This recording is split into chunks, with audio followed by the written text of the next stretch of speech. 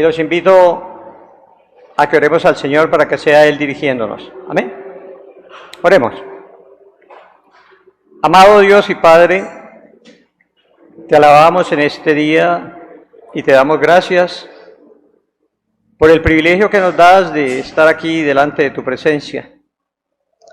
Rogamos, Dios, que seas tú dirigiéndonos, que seas tú trayendo luz, trayendo entendimiento, que seas tú, Señor, iluminando tu palabra y dándonos todo lo que necesitamos, la enseñanza que necesitamos para nuestras vidas con respecto a tu voluntad, con respecto a tu soberanía. Padre, encamínanos, entregamos este lugar, este tiempo, nuestras vidas, nuestra mente, nuestro corazón, lo entregamos a la dirección de tu Santo Espíritu para que Él nos dirija conforme a tu santa voluntad. Amén. Bueno, mis hermanos, vamos a iniciar, y hoy me ha correspondido, por la gracia de Dios, continuar con el estudio que llevamos sobre los fundamentos de la soberanía de Dios. O sea, ¿qué es lo que fundamenta la soberanía de Dios? Y explicar el tercer fundamento, que es algo profundo, es algo incomprensible, que tiene que ver con los decretos de Dios.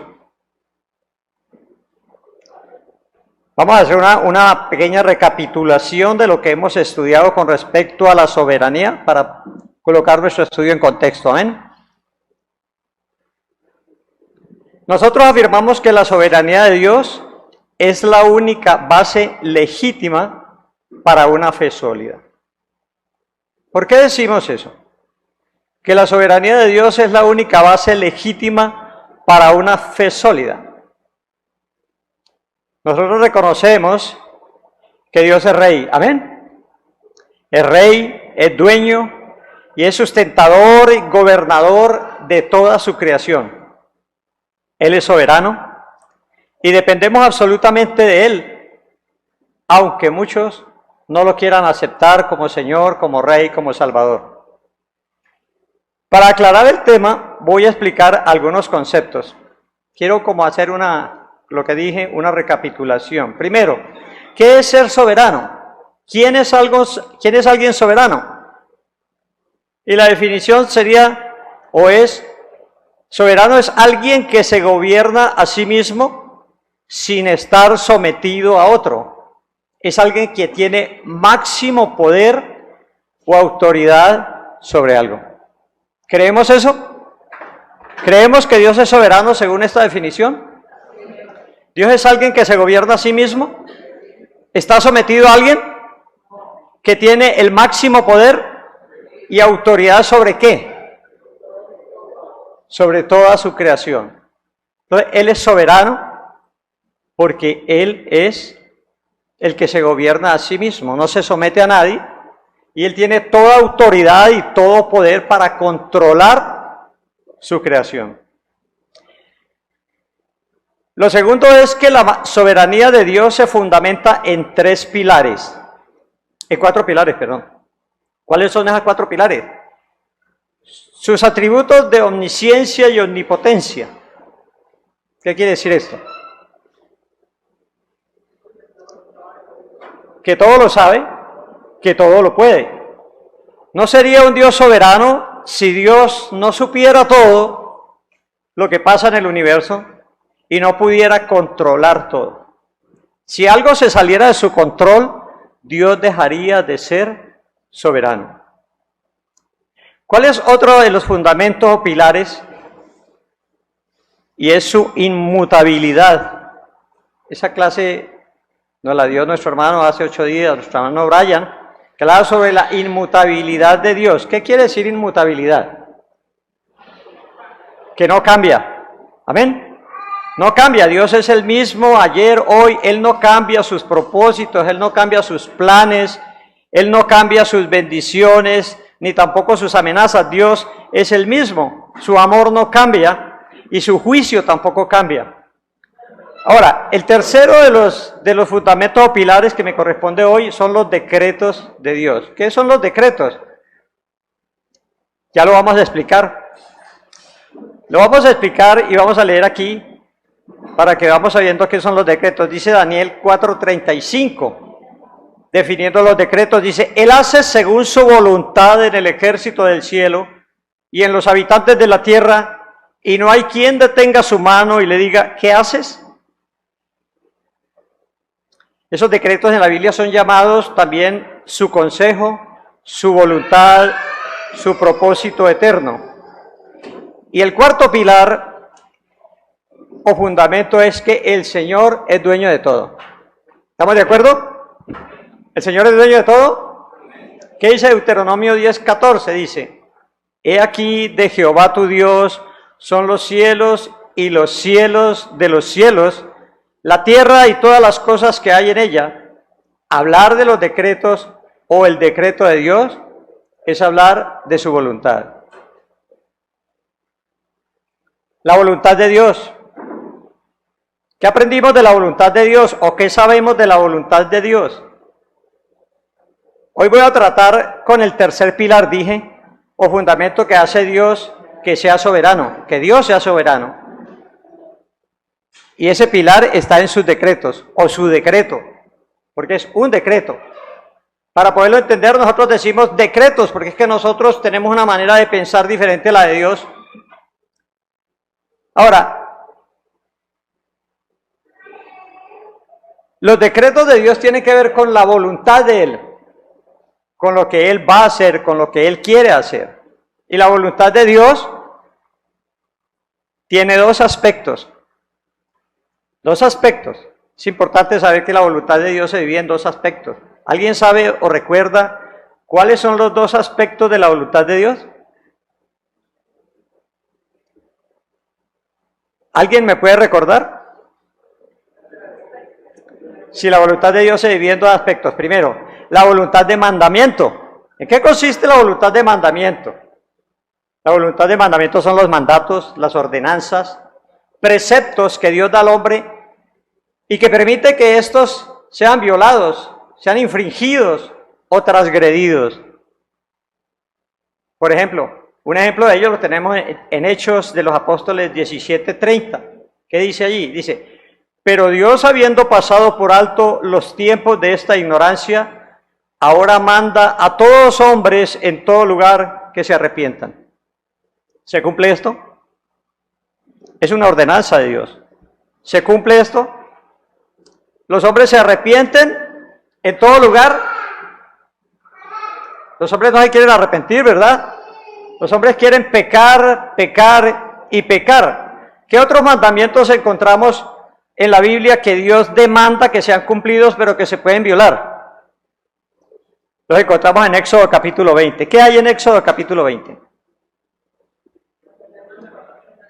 ¿Qué? Los mandamientos de la ley de Dios, ¿sí?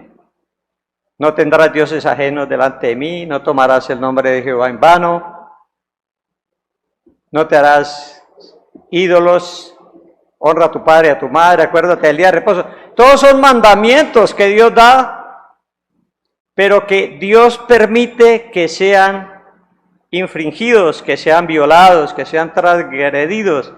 Esa es la voluntad de mandamiento de Dios.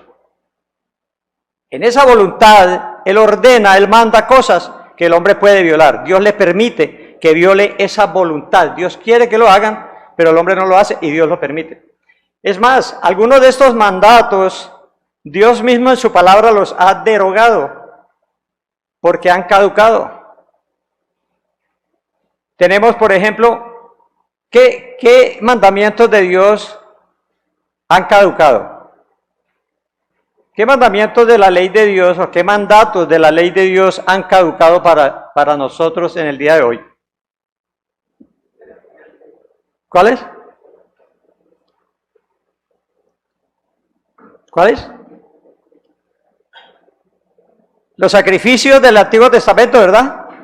Los sacrificios de sangre, sacrificios de expiación. ¿Qué simbolizaban los sacrificios de sangre?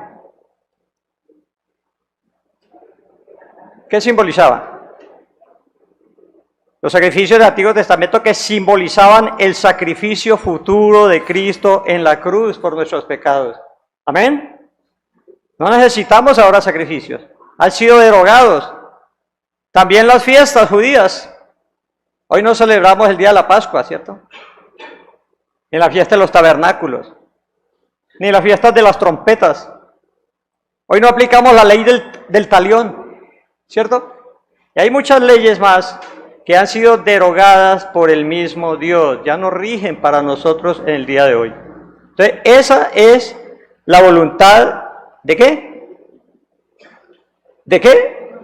De mandamiento. Esa es la voluntad de mandamiento. Pero hay otra voluntad, otro aspecto. La voluntad es una, pero se divide en dos aspectos. La otra parte de la voluntad de Dios es su voluntad de propósito, lo que Él se propone hacer, la cual es inmutable e irresistible. Esa voluntad de Dios no cambia, no puede ser cambiada, es irresistible, nadie se puede oponer a la voluntad de propósito de Dios. Y eso es lo que estoy hablando, pues estaré hablando en los próximos minutos. ¿Cómo definir los decretos de Dios? ¿Cómo podríamos definir los decretos de Dios? El decreto de Dios se puede definir como su propósito o determinación con respecto a las cosas futuras, o sea, a lo que sucederá. Tiene que ver con la realidad que sucede en el tiempo. ¿Entendimos algo? ¿Con qué tiene que ver los decretos de Dios? ¿Con qué?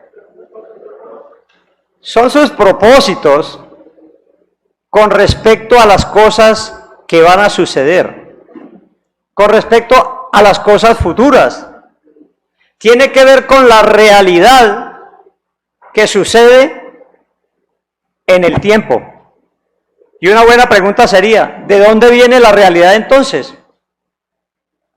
¿Qué es la realidad? ¿No estamos estudiando filosofía? ¿Qué es la realidad? La Biblia nos enseña que toda la realidad es producto de los decretos divinos hechos antes de la fundación del mundo. Entonces, ¿qué es la realidad?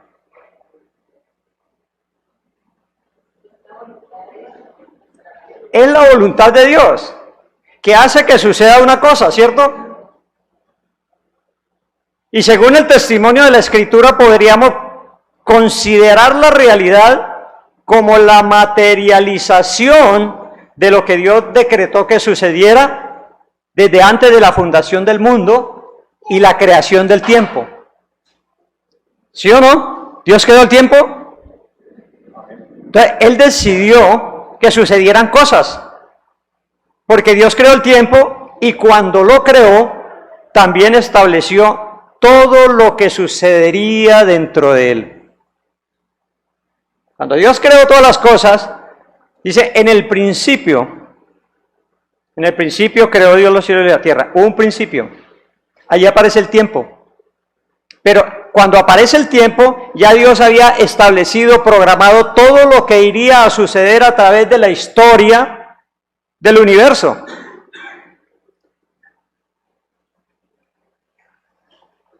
Dios, tanto en su soberanía como en su providencia, hace que todas las cosas sucedan tal y como Él las planificó.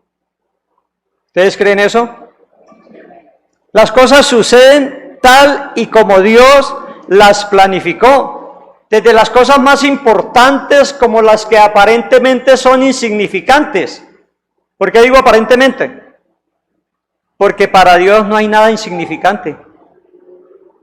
Todo está dentro de sus propósitos. Y nada de lo que sucede es producto del azar. Nada va a sorprender a Dios. Ya está apuntado en su agenda. Todo está programado en el plan de Dios. Nuestro nacimiento, ¿Dónde vamos a nacer? ¿Cuándo? Nuestra muerte, nuestro matrimonio, el número de hijos, las cosas buenas y también las aparentemente malas. ¿Sí nos suceden cosas malas? Aparentes, ¿no? ¿Por qué digo aparentes? Porque la Biblia dice que a nosotros los hijos de Dios, todas las cosas que nos ayudan para bien. Estas cosas malas que me están pasando tienen un propósito y están dentro del plan de Dios y fueron establecidas allí para un fin específico en nuestra vida. Y nada de lo que sucede es producto del azar. Nada. Aún la caída de nuestros cabellos. La Biblia dice que nuestros cabellos están ¿qué? Contados cada día. Imagínense cómo sabe Dios las cosas, hasta un cabello. ¿Cuántos cabellos hay en cada cabeza? La omnipotencia, la omnisciencia de Dios. El movimiento de la hoja de un árbol, la caída de un pajarillo, no escapan del control y autorización de Dios. ¿No les parece maravilloso esto? Como dije antes, Dios en su voluntad de mandamiento permite que el hombre infrinja sus mandatos, sus leyes. ¿Verdad? ¿Quedó claro eso? En su voluntad de mandamiento Dios permite que el hombre viole sus leyes. Pero esto no quiere decir que el pecado escape de su control o que Dios sea indiferente ante el pecado. ¿Verdad? Sabemos que Dios no puede pecar, ni inducir a alguien a hacerlo. Dios no mueve a alguien, ni lo motiva a cometer pecado, pero Él está al control de la maldad generada por los hombres. Dios controla aún la maldad. Incluso los pecados de los seres humanos son encausados para cumplir sus propósitos ya decretados de antemano. Tenemos muchos ejemplos en la Biblia. Por ejemplo, ¿cuál? Tenemos el caso de José, ¿cierto? ¿Se acuerdan ustedes de la historia de José? Que fue vendido por sus hermanos y que después sus hermanos fueron a Egipto. ¿Qué les dice él cuando se encuentra con ellos? Dice, vosotros pensasteis mal contra mí, mas Dios lo encaminó a bien para hacer lo que vemos hoy, o sea, la realidad de ese momento. ¿Para qué era? Para mantener en vida a mucho pueblo. Había un propósito en esa realidad. Y la maldad de esos hermanos al venderlo, al deshacerse de él, toda esa maldad fue encaminada por Dios para salvar a su propio pueblo de la extinción. ¿Qué otro caso encontramos en la Biblia? El caso de Cristo, ¿no? Pedro nos dice en Hechos 2:23, dice, en su predicación dice, a este, hablando de Cristo, dice, a este, entregado por el determinado consejo y anticipado conocimiento de Dios, prendisteis y matasteis por manos de inicuo crucificándole. Entonces Dios hace que todos esos pecados de los seres humanos se confabulen para lograr sus propósitos, para que sus propósitos sean realizados y esa maldad resulta a la larga en los planes de Dios en un bien mayor para muchos. Por ejemplo, el bien mayor con José, ¿cuál fue? Que fue vendido por su hermano. De esa maldad, Dios de la maldad sacó un bien. ¿Cuál era el bien? Preservar al pueblo de Israel. Ahora, en el caso de Cristo, ¿cuál es el bien mayor? Nuestra salvación, casi nada, ¿verdad? Entonces Dios utiliza la misma maldad, Él está tan al control que todo lo vuelve para sus propios propósitos, ¿ya? La anterior afirmación nos lleva a ver el cumplimiento de las profecías anunciadas por los profetas con muchos años de anticipación. Vemos que las profecías se hicieron con mucha antelación, ¿no? Una de las primeras profecías que encontramos en la Biblia, ¿cuál sería? ¿O cuál es? Que recuerden. Una de las profecías más antiguas Así, el protoevangelio se llama, ¿no? ¿Recuerdan? ¿Cómo dice? Y pondré enemistad entre ti y la mujer, y entre tu descendencia y su descendencia. Esta te herirá en la cabeza y tú le herirás en el calcañar, en el talón. ¿Es una profecía? ¿Se cumplió? ¿Sí? ¿Se cumplió? Entonces, la Biblia nos muestra profecías que se hicieron con muchos miles de años de anticipación. Otra. ¿La qué? El Salmo 22. ¿Qué dice el Salmo 22? A la crucifixión de Cristo, claro, dice, Dios mío, ¿por qué me has abandonado? Hay muchas profecías. Hay otra que dice, por tanto el mismo Señor les dará la señal, he aquí la Virgen concebirá y dará a luz un hijo, y llamará su nombre Emmanuel. ¿Se cumplió eso?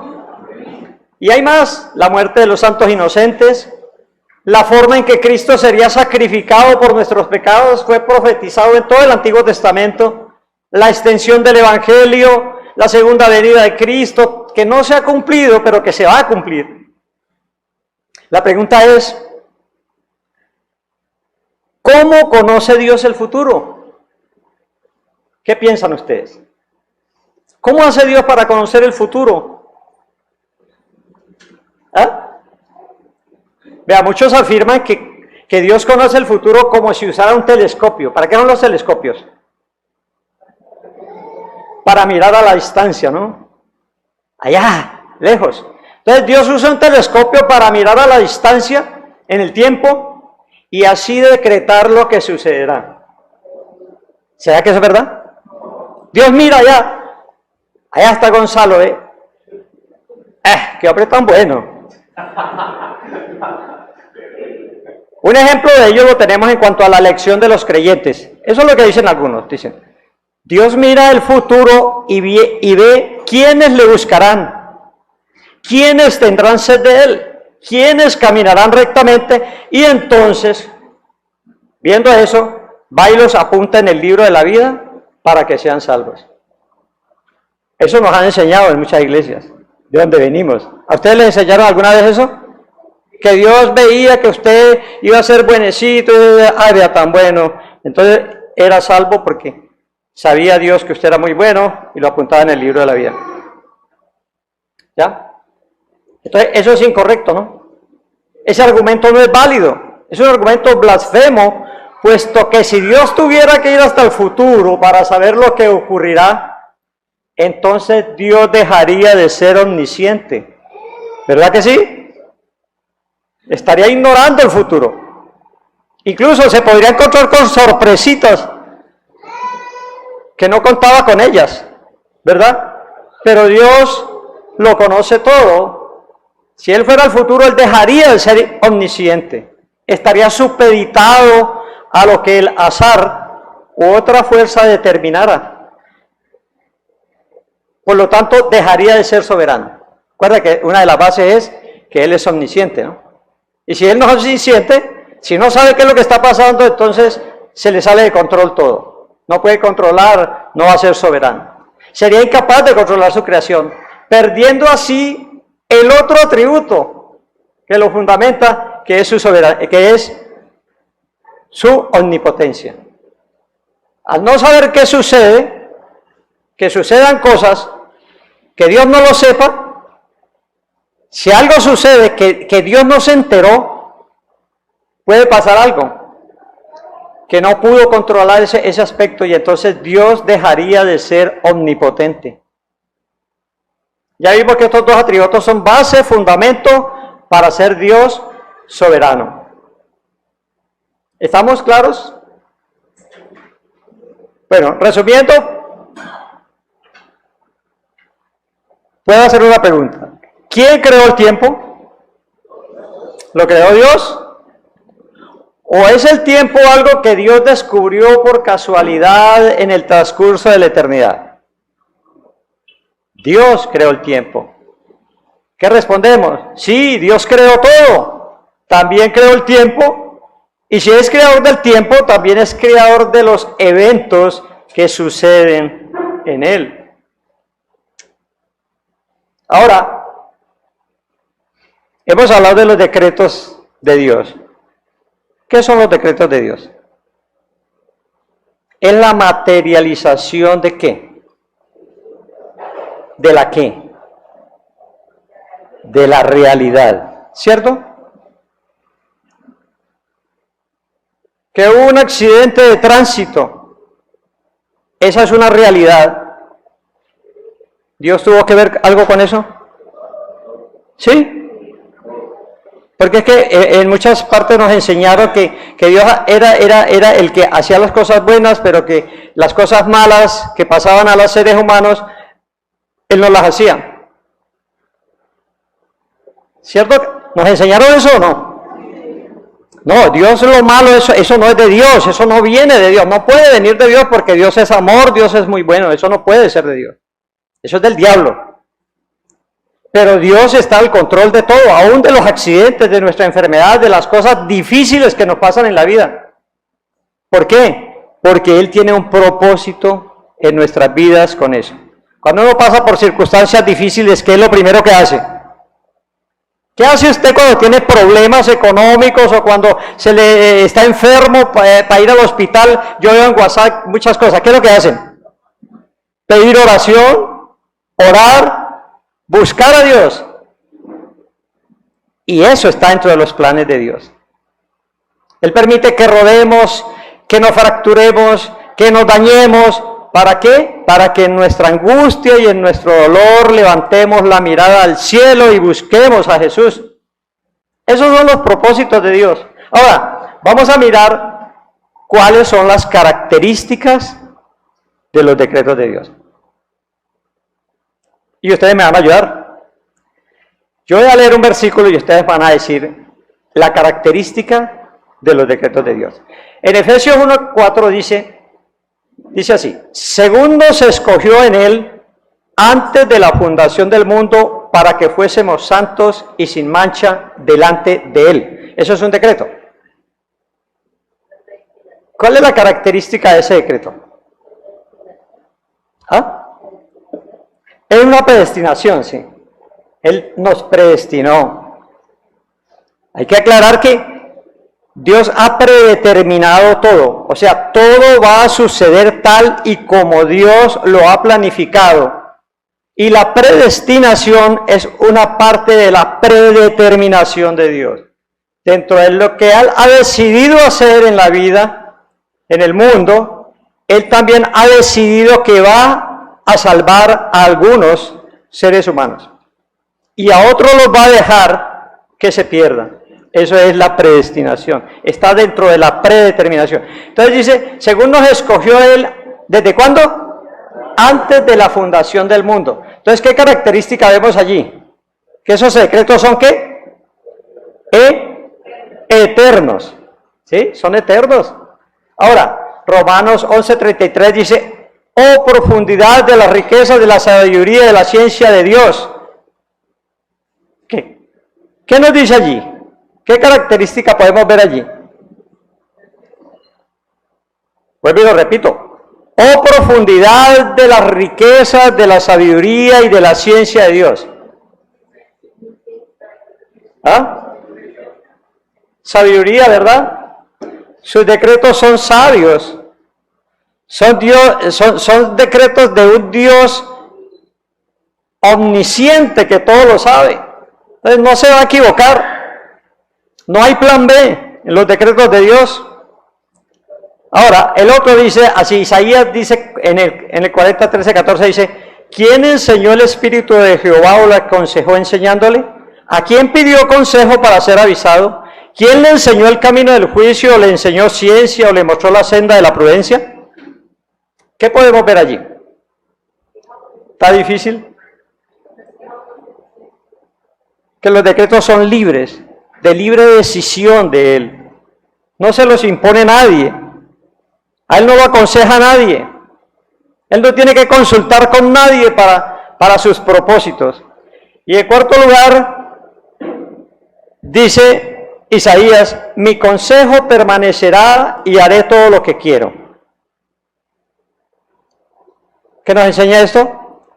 Que los decretos de Dios son absolutos, totales, son incondicionales, no hay condición para que eso suceda, y son irresistibles. Nadie puede oponerse a algo que Dios ha decretado en su voluntad de propósito. Nadie puede oponerse.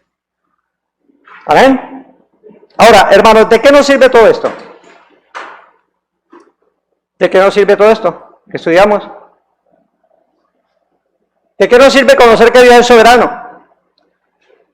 Que todo está bajo su control, que Él ha predeterminado todo lo que sucederá en nuestras vidas en amor y sabiduría, que hemos sido predestinados para salvación, que aún las cosas que consideramos malas son para nuestro bien, para la formación de nuestro carácter como hijos de Dios, que no estamos en manos de un azar oscuro, ni desprotegidos por Dios, que Dios proveyó desde antes de todos los tiempos a Cristo nuestro Salvador, y con Él todas las bendiciones celestiales. ¿De qué nos sirve todo eso?